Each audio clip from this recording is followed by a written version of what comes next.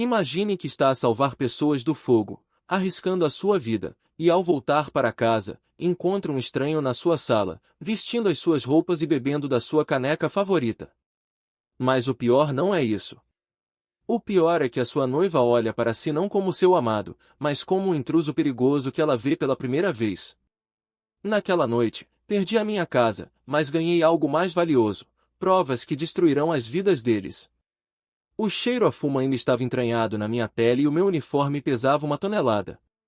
Depois de 18 horas a combater um incêndio num armazém industrial nos arredores de Lisboa, tudo o que eu queria era um duche quente e o abraço da Inês. Eu sonhei com aquele momento durante todo o turno, imaginando o silêncio reconfortante do nosso apartamento em Benfica. Mas a vida tem uma forma cruel de nos surpreender quando estamos mais vulneráveis. Quando saí do elevador, notei algo estranho. O tapete de entrada não era o nosso. Era um novo, azul escuro, que eu nunca tinha visto. Ignorei o detalhe, culpando o cansaço extremo, e meti a chave na fechadura. Ela não rodou. Tentei de novo, forçando um pouco, a pensar que talvez tivesse apanhado a chave errada do molho, mas era a mesma de sempre. Antes que eu pudesse bater a porta, ela abriu-se. Um homem estava parado no umbral. Ele era alto, usava uma camisa de linho impecável e segurava um copo de vinho tinto. O pior não era a presença dele, mas o facto de ele estar a usar os meus chinelos de casa. Aqueles que a Inês me tinha oferecido no Natal passado. Ele olhou para mim, viu a fuligem na minha cara, o uniforme sujo e sorriu de forma condescendente, como se eu fosse um estafeta que se enganou ao andar. Ele disse que a encomenda já tinha chegado e que eu podia ir embora. Eu fiquei paralisado. O meu cérebro, lento pela exaustão, tentava processar a imagem. Empurrei a porta com o ombro e entrei, ignorando os protestos dele. O apartamento cheirava a lavanda e a um perfume masculino caro, nada a ver com o nosso cheiro habitual. Foi então que a vi. A Inês apareceu no corredor, vinda do quarto. Ela parou bruscamente quando me viu. Mas em vez de correr para mim, em vez de perguntar se eu estava bem depois do incêndio, ela recuou. O rosto dela ficou pálido, mas os olhos dela, por uma fração de segundo, mostraram um cálculo frio. O estranho, que se chamava T, perguntou-lhe se ela conhecia aquele homem sujo que tinha invadido a sala. E aqui aconteceu o primeiro golpe. A Inês não disse que eu era o noivo dela. Ela não disse que eu vivia ali há 3 anos. Ela olhou para o T e disse, com a voz a tremer numa atuação perfeita, que eu era o antigo inquilino, um homem instável que não aceitava que o contrato tinha acabado.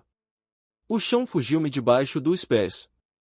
Eu olhei para as fotos na estante. As nossas fotografias de férias no Algarve tinham desaparecido. No lugar delas, havia apenas plantas e livros de arte abstrata. Tentei falar, tentei gritar que aquele era o meu apartamento, que o meu nome estava na escritura, mas a voz falhou-me. A garganta ardia do fumo e da traição. O T deu um passo em frente, estufando o peito, a tentar proteger a donzela em perigo. Ele disse que ia chamar a polícia se eu não saísse imediatamente. A Inês evitou o meu olhar, fixando os olhos num ponto qualquer atrás de mim, e pediu por favor para eu não criar uma cena, como se eu fosse o agressor ali. Percebi naquele momento que não era um mal-entendido. Era uma substituição completa. Eu não tinha apenas sido traído, eu tinha sido apagado. A raiva começou a ferver, substituindo o cansaço, mas o meu treino de bombeiro assumiu o controle.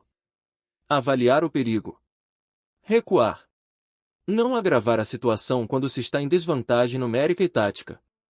Saí do apartamento sem dizer uma palavra, mas com o som da porta a fechar-se nas minhas costas como um tiro.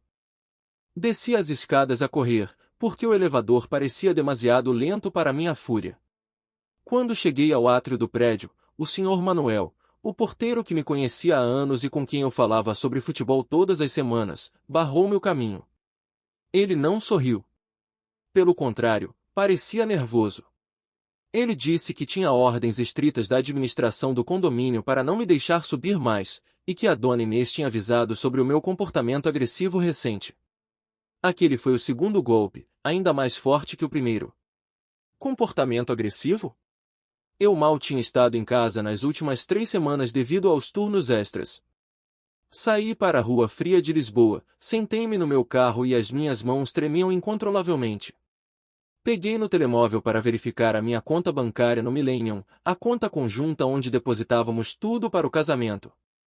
A senha não funcionou.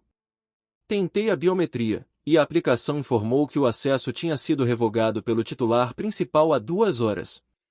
O meu telemóvel vibrou com uma notificação de e-mail. Era do senhorio. Uma carta de rescisão de contrato, datada de 1 mês atrás, com a minha assinatura digital falsificada no fundo. Eles não estavam apenas a ter um caso.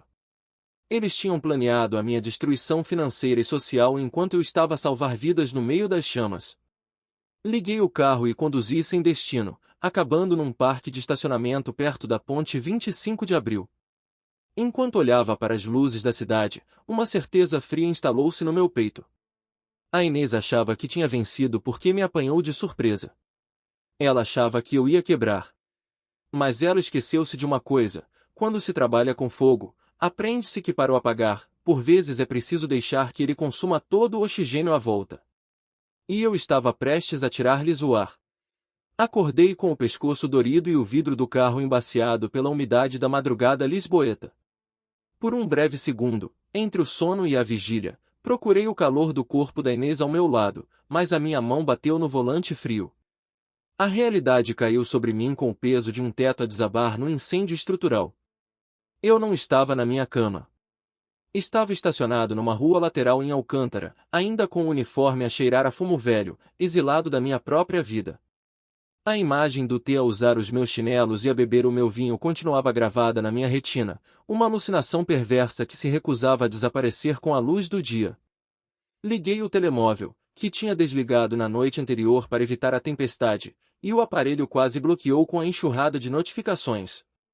Esperava mensagens de preocupação, talvez um pedido de desculpas da Inês a dizer que tinha sido um erro terrível. O que encontrei foi muito pior. Havia dezenas de mensagens de amigos comuns, familiares dela e até de alguns colegas meus. O tom variava entre a desilusão e a agressividade aberta.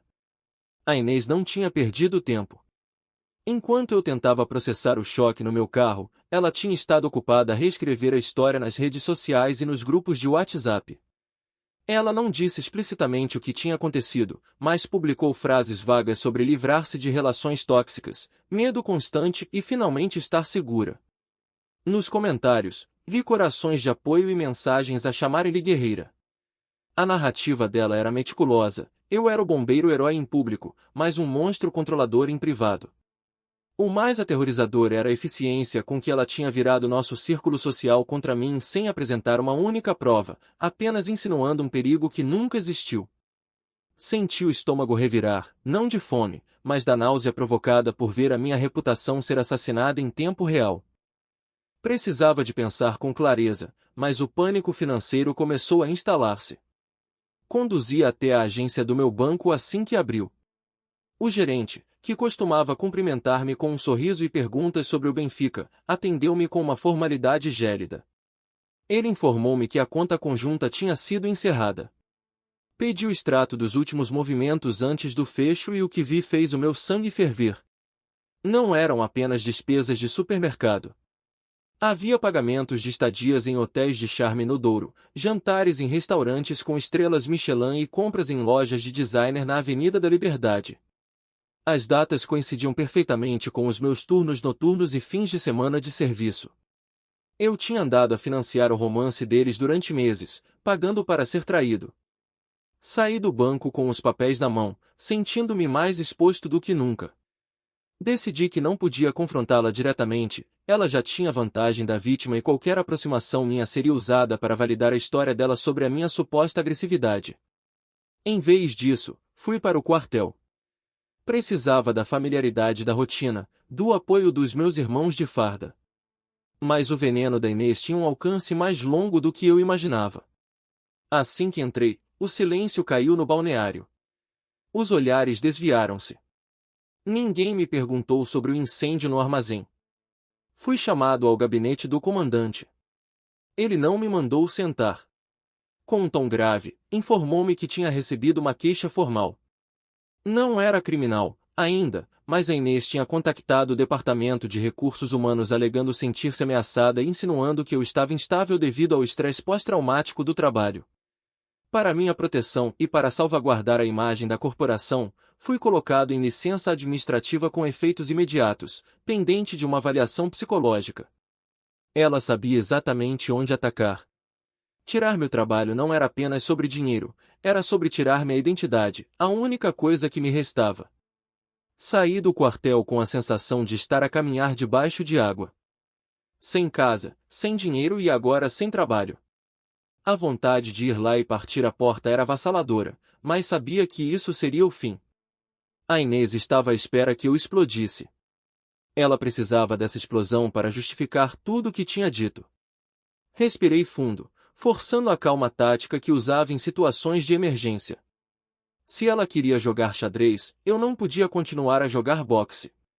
Voltei para o meu antigo prédio, estacionei longe o suficiente para não ser visto, mas com ângulo para a entrada da garagem.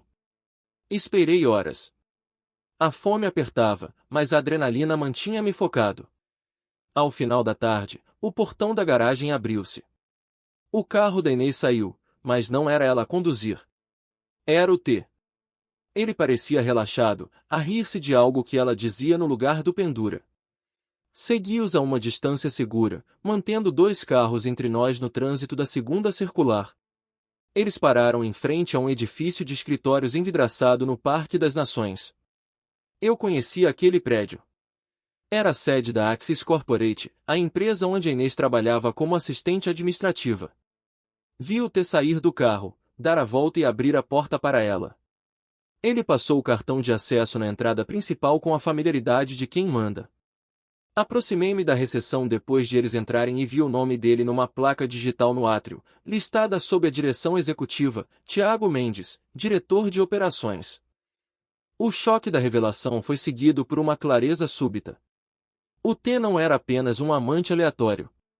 Era o chefe dela. O homem que lhe tinha negado o aumento no ano passado, segundo as queixas dela ao jantar, era o mesmo homem que agora dormia na minha cama.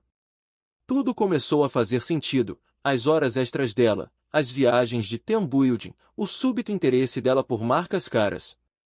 Havia uma dinâmica de poder ali, e onde há poder corporativo misturado com casos extraconjugais, há quase sempre violações de conduta e segredos que a empresa prefere manter escondidos. Regressei ao meu carro com uma nova energia. A Inês tinha cometido um erro fatal. Ao tentar destruir-me profissionalmente, ela esqueceu-se de proteger o flanco profissional dela e do amante. Ela achava que eu era apenas um bombeiro bruto que resolveria as coisas com gritos. Ela não sabia que eu passava os meus dias a investigar origens de incêndios, a procurar o pequeno detalhe, a faísca inicial que causou a destruição. Eu tinha acabado de encontrar o ponto de ignição. E agora, tinha um plano. Não ia apenas recuperar a minha vida, ia desmontar a deles, peça por peça, começando pelas mentiras financeiras e acabando na reputação imaculada do diretor de operações. A noite caiu sobre Lisboa, e pela primeira vez em 24 horas, eu sorri. A suspensão do quartel, que a Inês desenhou para ser o meu fim, acabou por ser o erro estratégico que ditaria a sua queda. Com o distintivo temporariamente entregue e o acesso ao prédio vedado, eu tinha a única coisa que um homem desesperado precisa para montar uma defesa: tempo livre ilimitado. O meu primeiro passo não foi emocional, foi cirúrgico. Contactei o Nuno, um antigo colega de escola que agora era um advogado implacável na área de direito penal e familiar. Encontramo-nos num café discreto em Telheiras, longe dos olhares curiosos do meu antigo bairro. Quando lhe mostrei a notificação da queixa nos recursos humanos e as mensagens difamatórias nas redes sociais, o Nuno não me deu palmadinhas nas costas. Ele foi pragmático. Disse-me que, no tribunal da opinião pública, eu já estava condenado, e que sem provas concretas, a palavra de uma mulher assustada contra um homem fisicamente imponente como eu seria sempre a vencedora. Precisávamos de algo irrefutável. Algo que não dependesse de interpretações. Foi nesse momento que me lembrei da Dona Alice, a vizinha do Rés do Chão Direito. A Dona Alice era uma daquelas senhoras idosas que vigiava o prédio como um falcão. Meses antes, depois de uma onda de roubos de encomendas na zona de Benfica, o filho dela tinha instalado uma câmera de alta definição na porta, apontada diretamente para o hall de entrada e para as escadas. Se aquela câmera estivesse a gravar na noite em que cheguei à casa, ela teria captado tudo. Não a discussão dentro do apartamento, mas a minha entrada, a minha saída e, crucialmente, o meu comportamento no corredor. Esperei que a Inês e o Tiago saíssem para o trabalho na manhã seguinte. Sabia os horários deles agora. Fui bater à porta da dona Alice com uma caixa de pastéis de nata e a minha melhor expressão de humildade. Ela sempre gostou de mim, sempre disse que eu era um bom rapaz. Quando lhe expliquei, com a voz embargada, que estava a ser acusado de tentar agredir a mulher que amava, a indignação dela foi imediata. Ela odiava injustiças tanto quanto odiava quem deixava a porta da rua aberta. Sentamo-nos no computador antigo dela e recuamos as gravações. O que vimos foi ouro puro. O vídeo mostrava-me a chegar, exausto e sujo. Mostrava-me a ser barrado à porta. Mas o mais importante era o que mostrava depois, eu a sair calmamente, sem esmurrar paredes, sem pontapés, apenas um homem derrotado a caminhar para a saída. E então, o detalhe que mudava tudo. Segundos depois de eu sair, a porta do meu apartamento abriu-se novamente. A Inês apareceu no corredor, verificou se eu já tinha ido e, num gesto que a câmera captou com clareza cristalina, sorriu para o Tiago e deu-lhe um beijo apaixonado antes de fechar a porta. Aquilo não era o comportamento de uma mulher aterrorizada por um ex-namorado violento. Era a celebração de uma vitória. Com o vídeo guardado em 3 pendrives diferentes e na nuvem, voltei para junto do Nuno. A acusação de violência doméstica estava morta à nascença. Mas eu queria mais. Queria expor a podridão completa. Debruçamo-nos sobre os extratos bancários que eu tinha conseguido imprimir antes do bloqueio total. O Nuno, com o seu olho treinado para encontrar dinheiro escondido em divórcios litigiosos, começou a cruzar dados. Foi ele quem encontrou o padrão que me tinha escapado. Havia uma série de transferências e pagamentos feitos com o meu cartão de crédito associado à conta conjunta, todos para uma agência de viagens de luxo e para uma empresa de catering de eventos. As datas eram curiosas. Coincidiam perfeitamente com os fins de semana em que a Inês dizia estar em conferências da empresa no Algarve ou no Porto.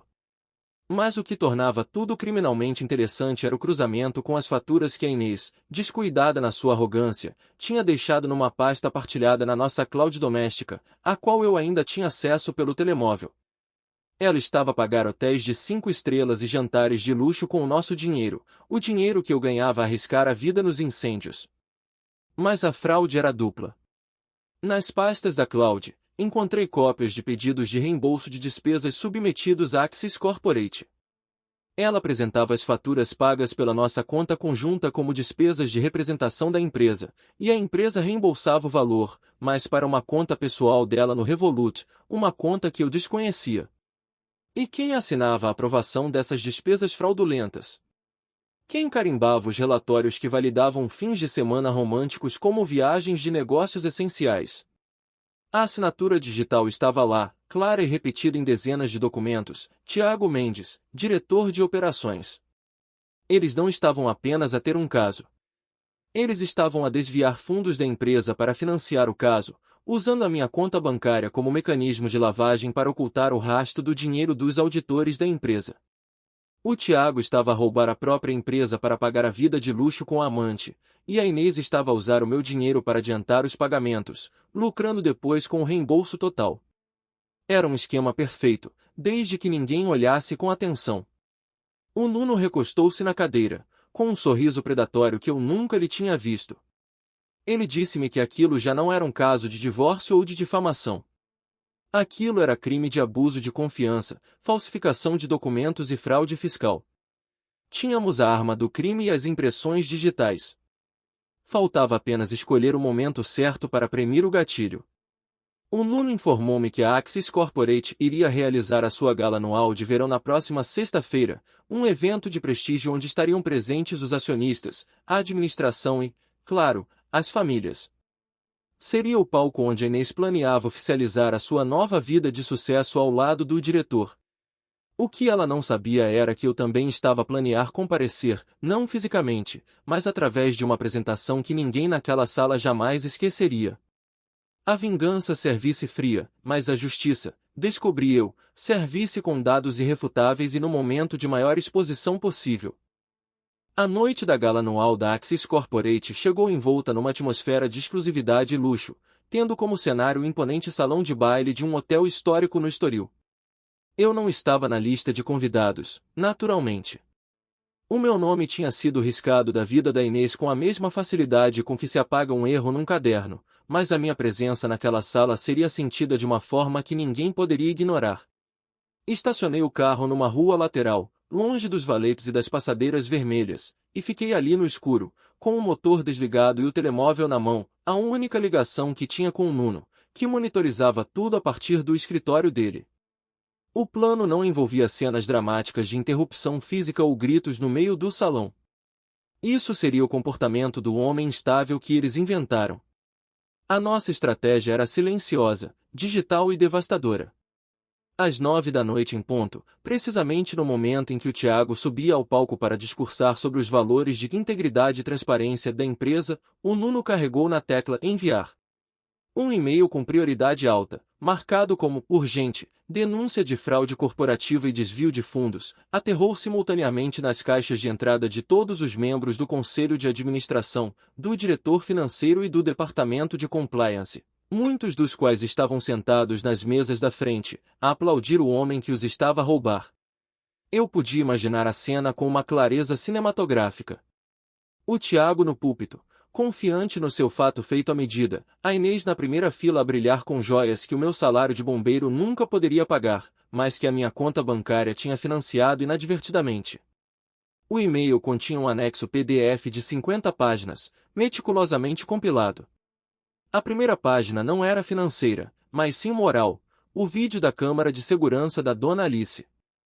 Aquele clipe curto, onde a Inês se despedia do agressor com um beijo apaixonado e um sorriso triunfante, destruía instantaneamente a narrativa de vítima que ela tinha tecido para justificar a sua presença ali. Mas o verdadeiro golpe de misericórdia estava nas páginas seguintes. O Nuno tinha organizado os dados em colunas paralelas irrefutáveis.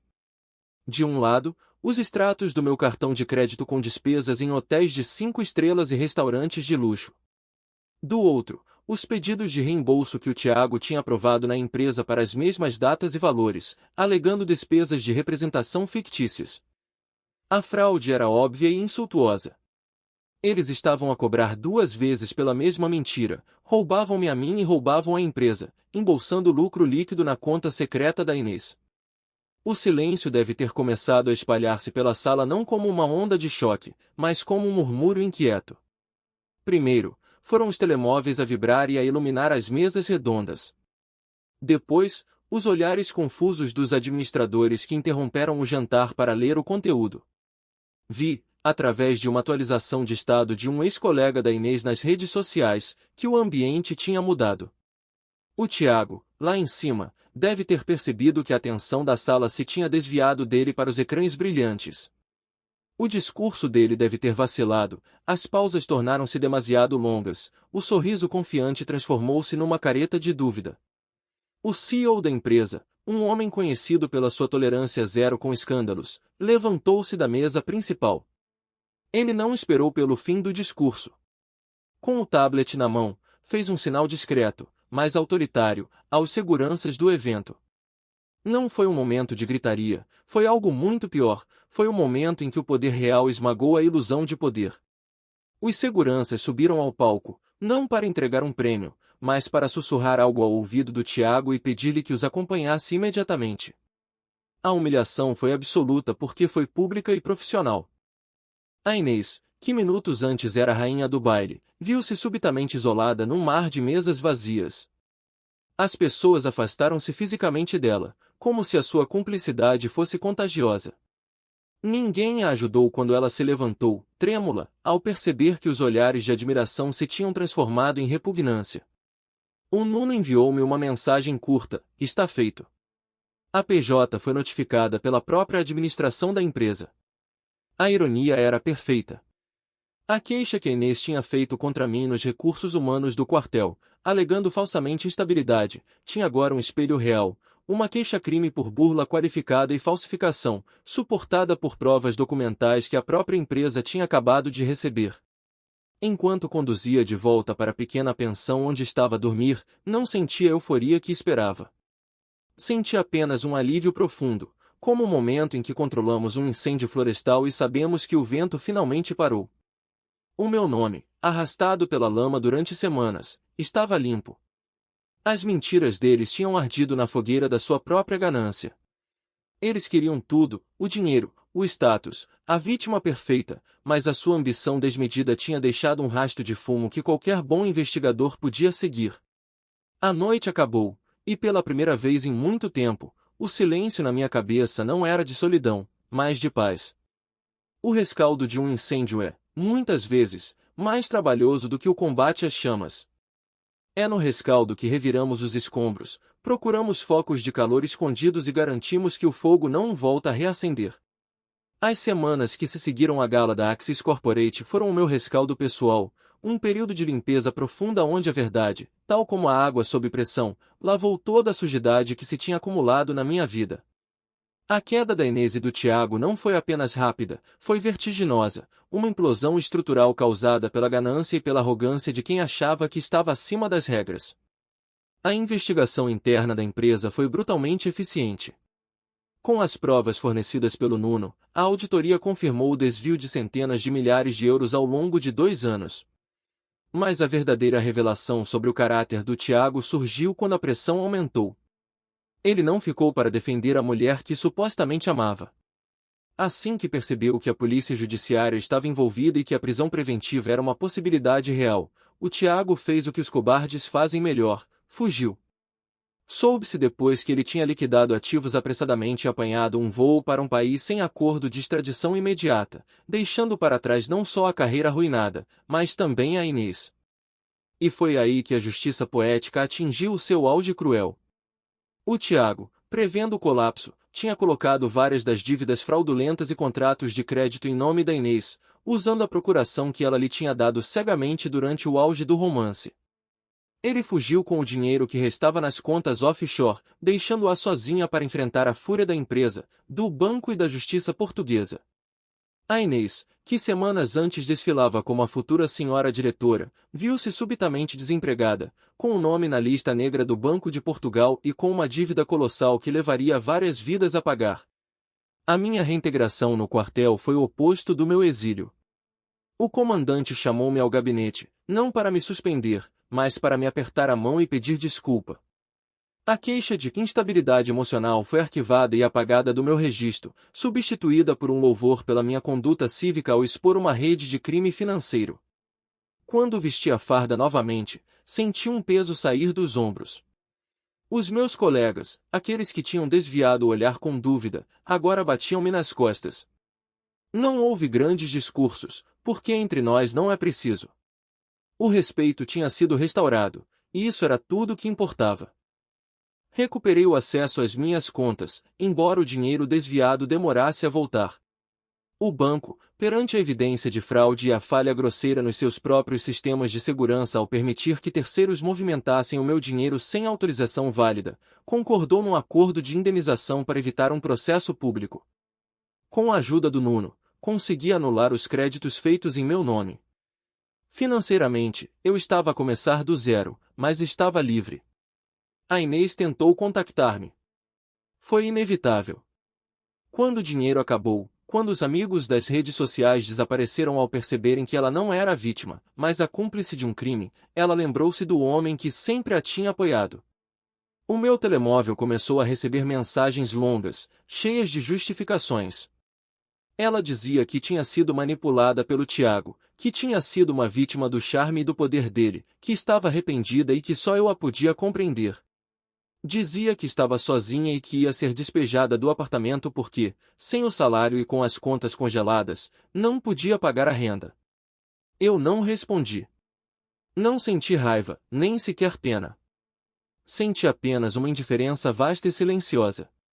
Li as primeiras linhas da notificação no ecrã bloqueado e apaguei a conversa sem abrir. Bloqueei o número. Bloqueei o e-mail. Cortei o último fio de oxigênio que alimentava aquele incêndio antigo.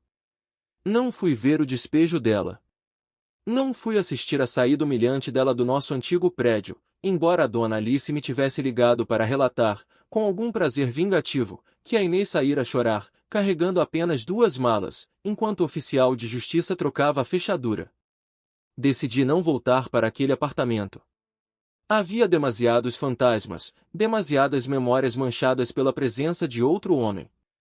Vendi a minha parte do recheio, usei o dinheiro da indenização do banco e dei entrada num pequeno T1 em Monsanto, perto da natureza, longe da confusão de cimento de Benfica. Era uma casa modesta, com uma varanda virada para o Tejo, onde o silêncio era limpo e genuíno. Na minha primeira noite na casa nova, sentei-me na varanda com uma cerveja gelada na mão. Olhei para as luzes da cidade lá embaixo. Pensei na ironia de tudo. A Inês queria uma vida de luxo e aparências, e acabou sem nada, nem sequer a dignidade. O Tiago queria ser intocável, e acabou como um fugitivo, sempre a olhar por cima do ombro. Eu, que só queria minha vida simples de volta, tive de atravessar o inferno para perceber que merecia muito mais do que aquilo que tinha. A traição tinha me queimado, sim. Tinha deixado cicatrizes que demorariam a sarar. Mas o fogo também purifica. Queima a madeira podre, limpa o terreno e permite que algo novo cresça. Eu tinha sobrevivido ao incêndio mais difícil da minha carreira, aquele que aconteceu dentro da minha própria casa, sem mangueiras nem equipa de apoio. E agora, sentado ali, a respirar o ar fresco da noite, percebi que a melhor vingança não foi a destruição deles. A melhor vingança foi eu ter continuado de pé, íntegro e em paz, enquanto o mundo deles se transformava em cinzas. Bebi o último gole da cerveja, entrei em casa e fechei a porta, trancando o passado do lado de fora para sempre.